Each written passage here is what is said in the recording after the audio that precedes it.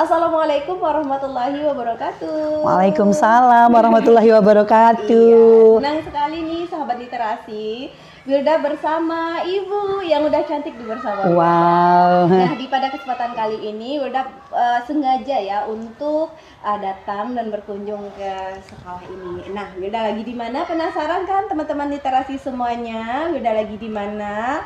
Oke, pasti udah tahu dong ya. Wilda lagi di TK Negeri Pembina Pasaman. Oke Bu, silahkan memperkenalkan diri ke teman-teman sahabat kita literasi di seluruh Indonesia. Siap, hai teman-teman literasi. Perkenalkan, salam jumpa sahabat literasi semua. Saya Heni Trianti, Kepala TK Negeri Pembina Pasaman. Alhamdulillah saat ini dikunjungi oleh salah seorang hebat literasi. Mudah-mudahan literasinya bisa pindah juga ke pembina ya. Oke. Karena kan memang literasi ini lagi bumi. Kita harus menggerakkan siap, itu. ya. Mudah-mudahan nanti menjadi Pasaman Barat yang literat. Ya, siap. Insya Allah. Pembina juga ya. Ada juga ikut partisipasi. Boleh. Cuman mungkin seporsinya kita ya. Karena tidak semuanya kita tuh yang seperti apa. Cuman otomatis kita gerakan itu di sekolah ada kita. Ada ya Bu ya, kayak perpustakaan mini. Ada. Kita semua di masing-masing kelas kita ada 6 rombel. Mereka punya sudut baca. Mereka masing-masing juga punya perpustakaan mini yang setiap hari mungkin 5 menit guru-guru kami juga mengajak anak untuk mendongeng, bercerita. Ini pembicaraannya udah langsung aja. Oh iya, tanpa dipandu ya, kayak gitu kalau guru TK itu dia langsung aja. Jadi nanti mungkin bisa sahabat literasi yang mau berkunjung ke kelas-kelas kami itu nyata adanya. Oke. Dan sekolah ini selain menjadi TK Pembina emang keren gitu ya kan. Oh, Masya Allah, keren ya. Yang keren kepala sekolahnya atau siapa? Ya tentu pimpinan. Oke, sip, bercanda ya. Lembaga itu tergantung pimpinannya. Siap. Keren banget itu, Insya Allah. benar-benar yang menginspirasi juga. Insya Allah. Wilda akhirnya dituntun ya sampai ke sini, Masya Allah. Masya Allah. Jadi sahabat literasi, karena kita kebetulan dengan Ibu guru TK ya kan. Ibu kalau di TK itu menjabat sebagai apa aja?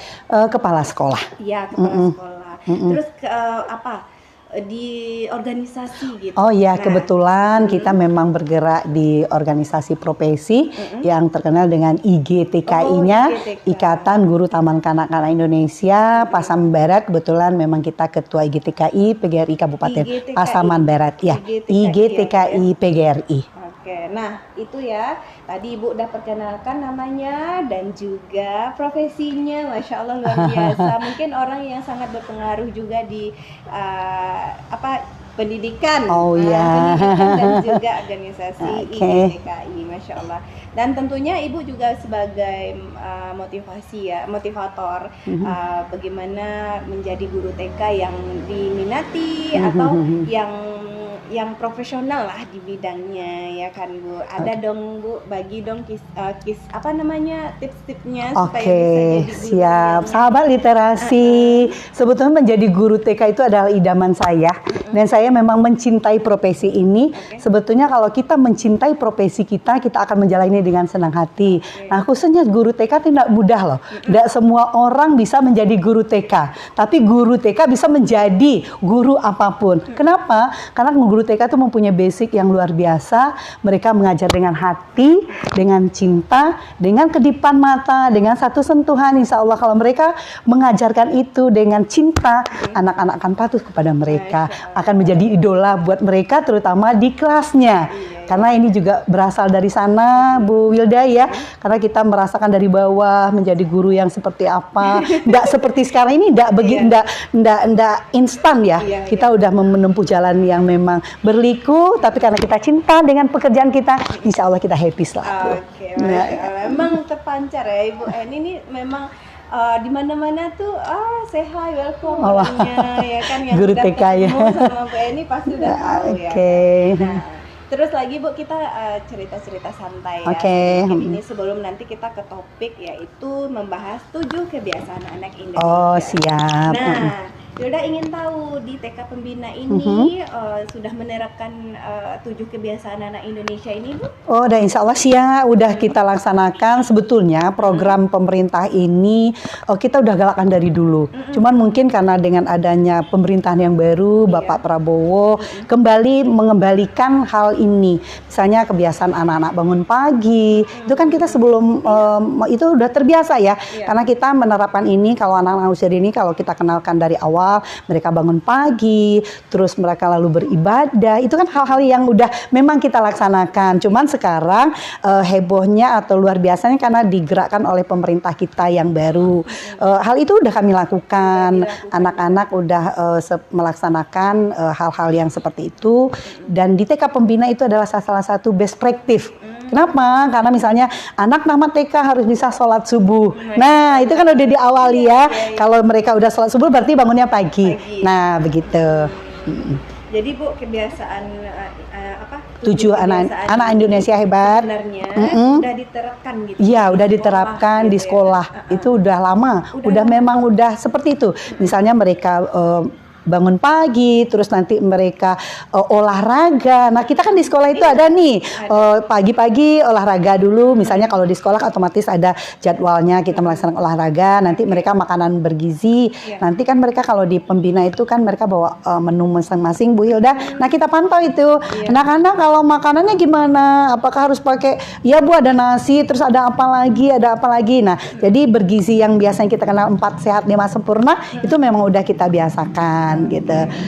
Nanti jadi makanan bawa sendiri nih, Bu? Iya, kami di sekolah ini bawa makan sendiri. Mungkin ada nanti satu tahap ada yang dari bantuan BOP.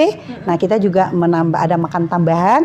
Yang itu kita kira juga makanan yang bergizi juga gitu. Tapi nggak banyak ya, tapi ada dong gitu ya, sesuai dengan budgetnya gitu. Kalian promo nih, Bu. Dan juga sahabat literasi di Iya. Kalau sekarang tuh lagi bingung ya kan, kemana ya anakku? Oh iya. Silakan Ibu promosi. Oke, baik bagi ayah bunda yang mempunyai anak usia 5-6 tahun, TK Negeri Pembina masih welcome nih menerima, tapi tidak banyak lagi karena 2/3 udah penuh, jadi tinggal 1/3 lagi yang akan kami terima. Jadi sesuai dengan kuota tahun ini kita tidak menentukan sampai tanggal dan tahun berapa, cuman kita lihat kalau memang sudah penuh kita udah close aja lagi. Jadi yang masih punya, yang masih bingung boleh silahkan datang ke TK Negeri Pembina Pasaman dan ikuti Facebooknya Bu Heni Trianti. Nah, di situ ada tuh bagaimana TK Pembina ya, sahabat literasi. Jadi itu salah satu ya Bu ya, media sosial itu sangat berpengaruh. Oh iya, luar biasa, betul. Kemajuan sekolah kita ataupun kita sebagai gurunya gitu ya Bu ya. Itu sangat berpengaruh karena sosmed ini kan memang perlu kita untuk mensosialisasikan apa sih program kita, apa yang kita laksanakan. Orang tahu TK Pembina itu seperti apa sih kegiatan melalui sosmed. Jadi dengan iklan yang gratis, tidak perlu membayar banyak, kita bisa promosi sendiri. Nah, teman-teman guru juga punya ajang mereka masing-masing, mungkin melalui IG-nya, melalui TikTok-nya. Yang penting tidak di waktu pembelajaran dan tidak mengganggu proses pembelajaran. Benar. Tepat ya Bu ya. Siap. Motivasi juga nih Wilda.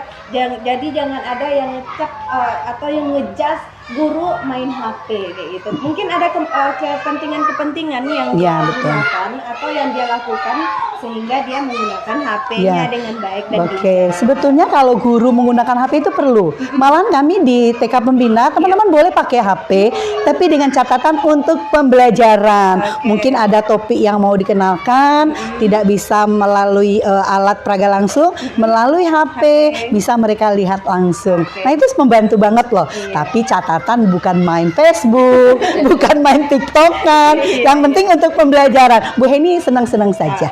Oke. Nah, tadi kita udah makanan bergizi ya Bu. Sekarang giat belajar. Nah, giat belajar ini apa yang Ibu canangkan di sekolah Ibu? Oke, giat belajar karena kita di TK Pembina juga punya program best practice kita ya, sesuai dengan kurikulum Merdeka yang sekarang ini. Kita menganggarkan anak tamat TK itu udah menguasai calistung sederhana.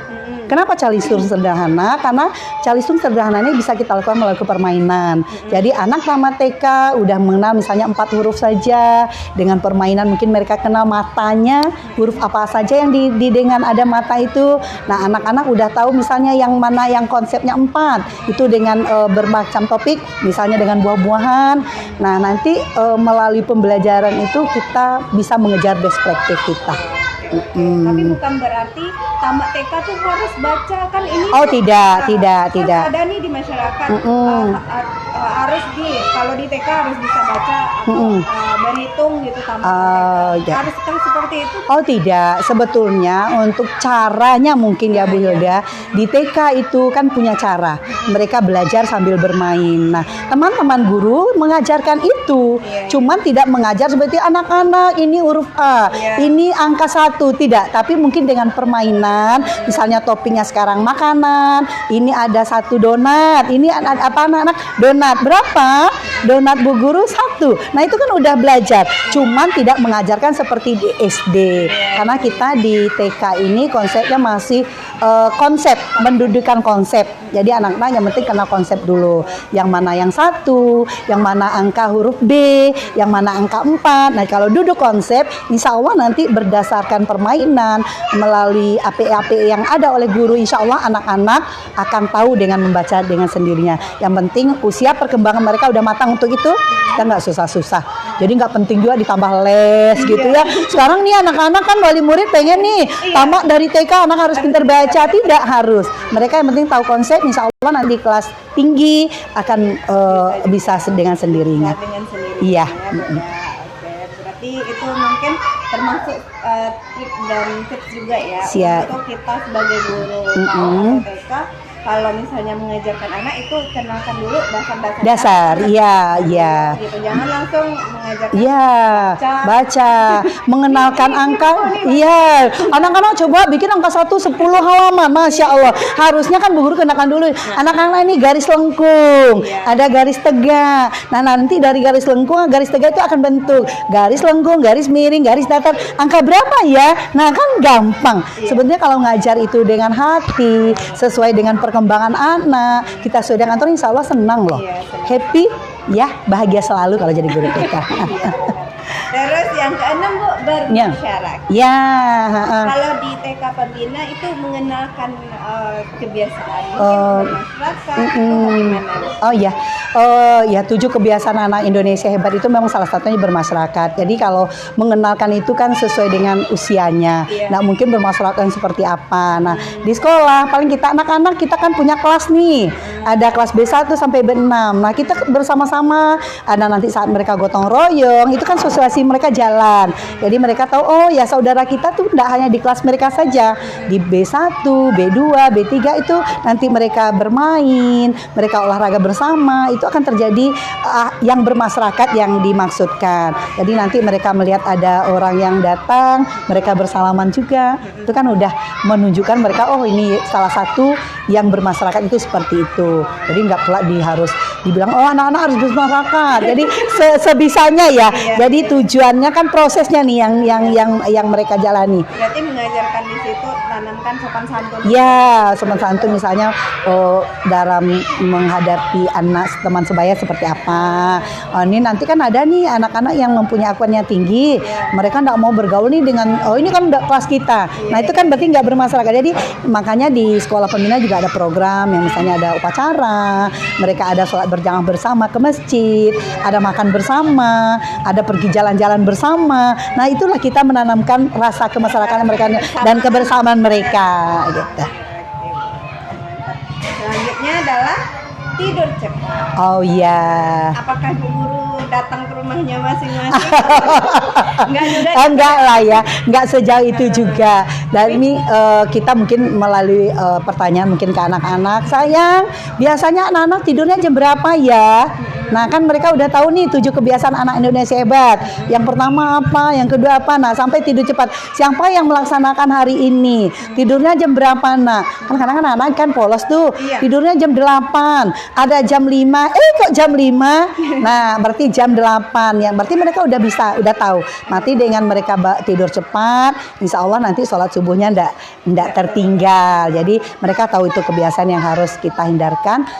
Program pemerintah ini luar biasa ya. Kalau memang ini berjalan, apalagi dari TK yang pengenalan dini, insya Allah itu luar biasa efeknya. Jadi yang anak-anak biasa main gadget, dengan mereka tidur cepat, jam 8 atau jam 9, insya Allah itu bisa dihindari. Indonesia hebat, anak Indonesia hebat, insya Allah bisa kita tercapai. Oke, teman-teman literasi, sangat menarik ya pembicaraan kita di pagi hari ini, dan mudah-mudahan apa yang kita bahas hari ini bisa bermanfaat untuk sahabat literasi dimanapun berada. Ya, sampai jumpa di lain waktu, dan pastinya Wilda mengucapkan terima kasih kepada Ibu Eni yang sudah memberikan informasi dan juga inspirasi kita untuk bagaimana menerapkan 7 kebiasaan anak Indonesia hebat di sekolah kita masing-masing. Oke. Ya, terima kasih juga ya Wilda udah berkunjung ke TK Pembina. Iya, berkah ini hari Jumat ya, mudah-mudahan berkah buat kita semua. Oke, terima kasih Ibu dan Ya. teman-teman semuanya. Sampai jumpa di video selanjutnya. Assalamualaikum warahmatullahi wabarakatuh. Waalaikumsalam literasi.